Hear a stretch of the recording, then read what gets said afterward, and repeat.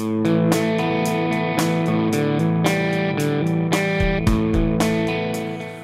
day on this tour, we were going to climb Mont Ventoux. And it's a real big deal. I mean, it's sort of a, like a mecca for French cyclists. And because everybody else wanted to stop and check out the sights, and I just wanted to keep rolling, I got way out ahead of the group. And I got to the top, and as always, the mountain is like freezing up there. Ventoux means windy. It's a windy place. So windy it actually lifts people up off their bikes and stuff.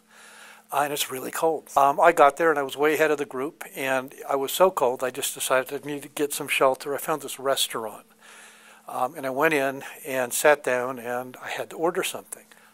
Unhappily, all my warm clothes and all my money were in the support van. So I had to order something or else they were going to kick me out. So I ordered a cup of coffee. It was a horrible cup of coffee, and it cost €3, which is like $4.50 for this little tiny, really horrible cup of coffee. And I drank it really slowly, but after a while it was gone. And then, the waitress starts giving me the fisheye. So I got up after a while and just stood around, and eventually, like an hour later, I realized that I was being abandoned. So I go up to the counter, and sort of in fractured French, I say, I'm waiting for my friends, but they do not come. And they have my money. She clearly understood me and fixes me with this glare and says, okay, give me your cask. And I stood there like the idiot American that I was, and she grabs my helmet out of my hand. She says, give me your cask. She was going to hold my helmet hostage for the $4.50 that I owed her for the coffee, and only on that condition was she going to let me go. So I head out. It's still freezing cold out there. I don't have my jacket because it's in the support vehicle. Now I don't even have a helmet, and I'm on top of Mont Ventoux, and I got to get down. And, I'm wearing like a lycra short-sleeve jersey, and it is freezing.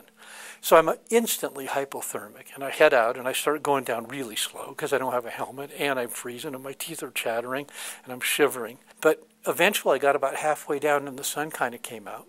And the further I went, the warmer it got. And after a while, I realized that, like I wasn't shivering. And the next thing I know, I'm rolling through these like beautiful vineyards, and I'm smelling the grapes, and the sun is beating down, and I'm warm, and the wind is actually blowing through my hair because for the first time in decades, I'm not wearing a helmet. Got back to where I started, and, we all sort of laughed about this misunderstanding. But it was really a memorable day on the bike. When you're on a bike, you're in the world, and you smell it, and you hear sounds, and if it's cold, you get cold. If it's hot, you get hot. If it rains, you get wet.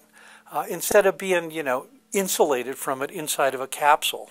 And that was a bit of an extreme example of what I'm talking about, I must say. But that's one of many things I really do love about bike touring.